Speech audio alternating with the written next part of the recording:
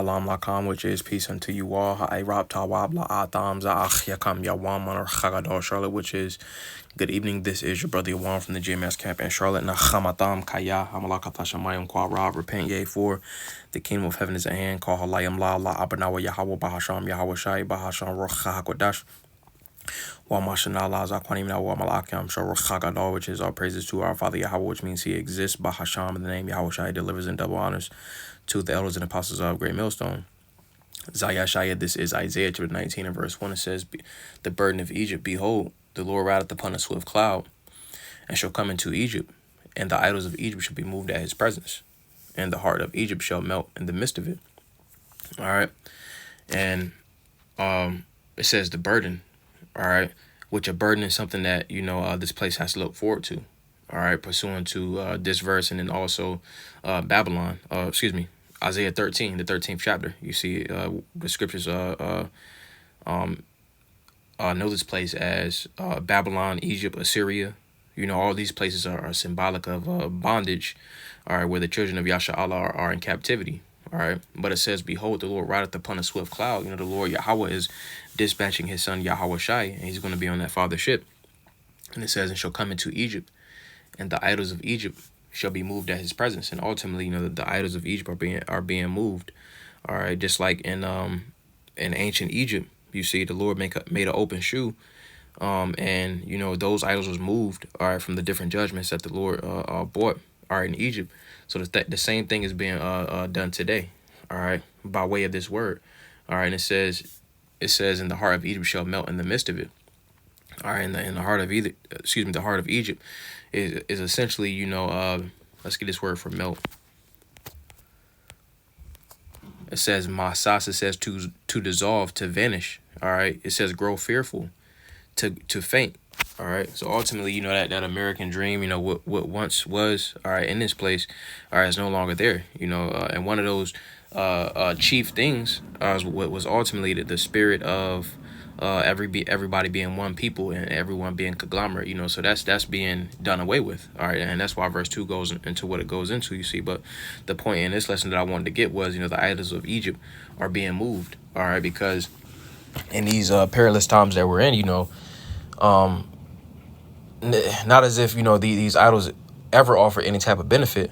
You see, it was just that the followers of those different false ideologies, they were being deceived. All right, but those deceptions are no longer providing console, so to speak, for those that are into these different ideologies. Whether that be Christianity, Islam, again, it had its season for those that was being deceived by it, because ultimately, they was at a certain point in time, Jake was into the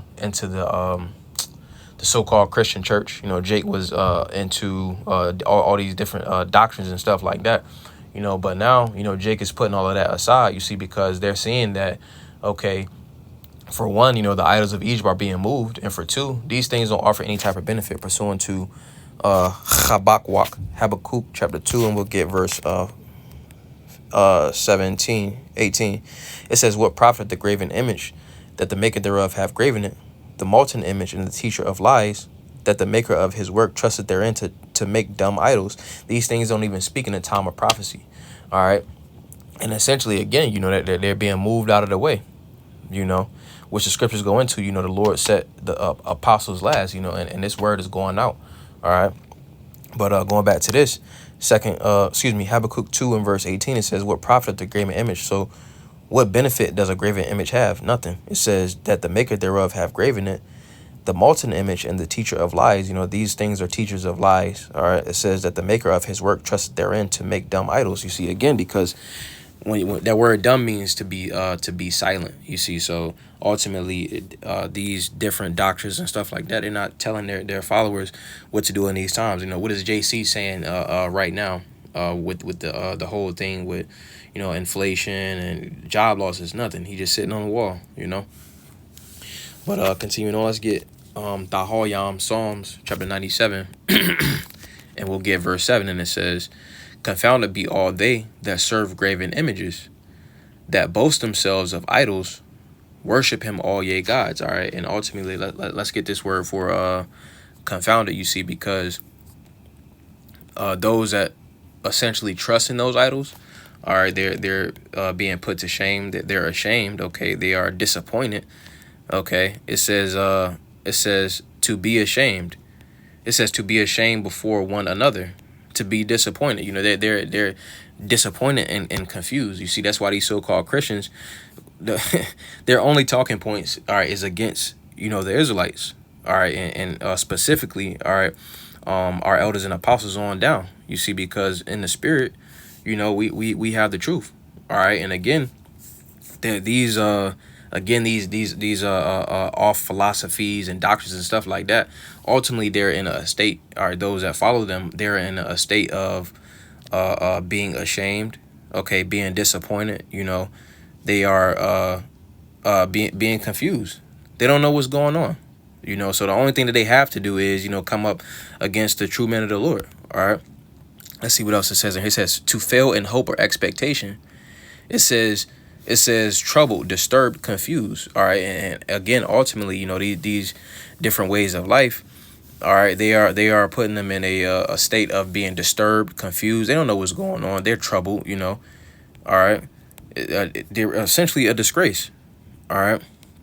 So nevertheless, let's also get this. Zaya Ramya, this is Jeremiah chapter 50, and we'll get verse 2, and it says, I'll start at verse 1. It says, the word that the Lord, Yahweh Bahasham Yahweh Shai, spake against Babylon and against the land of the Chaldeans by Yaramya the prophet. Declare ye among the nations, and publish and set up a standard. All right, and that ultimately goes into the scriptures. You know, this word is ultimately going out, you know, pursuant to Romans the 10th chapter. All right, also Isaiah 60. All right, but it says, declare ye among the nations, and publish and set up a standard. Publish and conceal not. You know, cry aloud, spare not, lift up thy voice like a trumpet. And again, that's being done via the prophets. All right, that's how the Lord speaks, you know, through men. So it says, say Babylon is taken, Bel is confounded, Merodach is broken in pieces, her idols are confounded, and her images are broken in pieces. You see, they're ultimately destroyed. You see, so if these idols is destroyed, what type of mindset is, you know, what type of mindset is the followers going to be in? They're going to be going back to what we had got, that word right here for confounded right here. It says, Yabash, all right, it says to become dry, to be withered. It says without moisture. It says exhibit dryness. It says ashamed. It says as failing, all right, because ultimately, again, you know, they're in a dry state. You know, they're being put to shame. All right, it says to do shameful things, to act basely. All right, and everybody that essentially follows those off doctrines and those off philosophies, okay, they're acting very base. You know, which when you talk about base, that goes into, you know, pretty much the opposite of acting regally or royally, or, you know, conducting yourself with a standard. You see, so I'm gonna get one more, and I'm gonna get a couple more. Let's get Salat. We'll get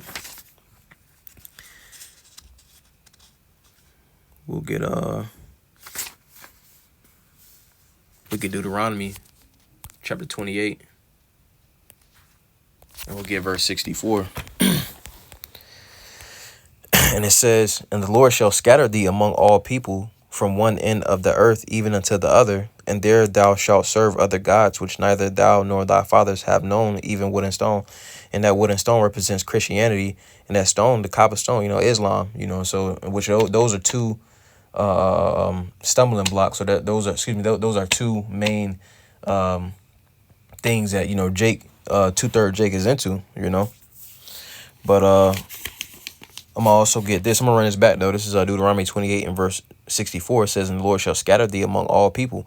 You know, because again, that goes into the diaspora. You know, essentially how Jake, you know, was scattered across the four corners of the globe. It says from the one end of the earth even unto the other. You know, so it's gonna be Jake, all right, that look like, all right, the other nations. You know, but their spirit goes back, or their lineage goes back to Abraham, Isaac, and Jacob. All right. And it's so the reason why I want to say that is because it's not about a color thing. It goes back to the spirit and the actual lineage.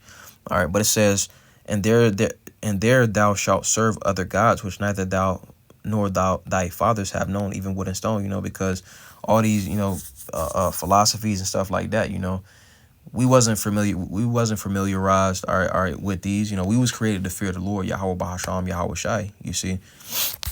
So nevertheless, let's get this. This is Jeremiah, Yaramyah chapter 10, and we'll get verse 14. And it says, every man is brutish in his knowledge, every founder is confounded by the graven image. You see, and that shows too, that those that follow those graven images, all right, by default, they're going to be confounded. They're going to be confused. All right, they're going to be disturbed in their spirit. It's just something that look good.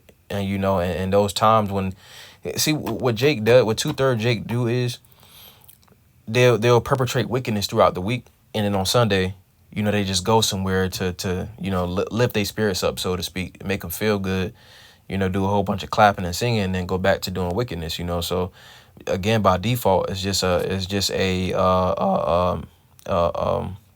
means of being again confounded, being confused. So it says by the graven image, it says the molten image is a falsehood, and there is no breath in them. It says they are vanity and the work of errors, and the time of their visitation they shall perish. And that's ultimately what's going on. These different philosophies and things of that such are perishing. They're being moved, all right, at the presence of the Lord. All right. So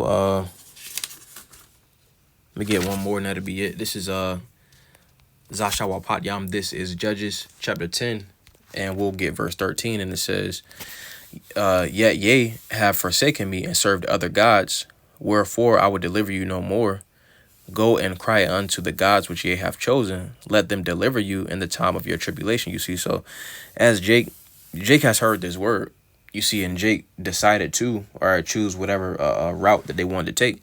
You see, so in the time of their calamity, those that, heard it as truth, all right, those individuals, that's how the Lord is going to do them. All right, pursuant to Zechariah, the 7th chapter, from verse 11 on down, how he left the Lord on doubts on. You see, so the Lord is saying, hey, in those times, go and cry unto JC, go and cry unto, that cobblestone.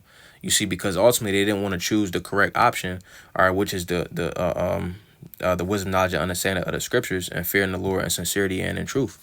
You see, but yeah, I just wanted to go into that. Again, we went into the idols of Egypt being moved. So Adonai Tazaza Banaya Lord's will, that was a beautiful edification through the spirit. Wa Adonai Taza Adam Yash like Allah Tawab, Lord's will. You all have a good night. Wa Shalom Lakam, which is peace unto you all. Shalom, shalom.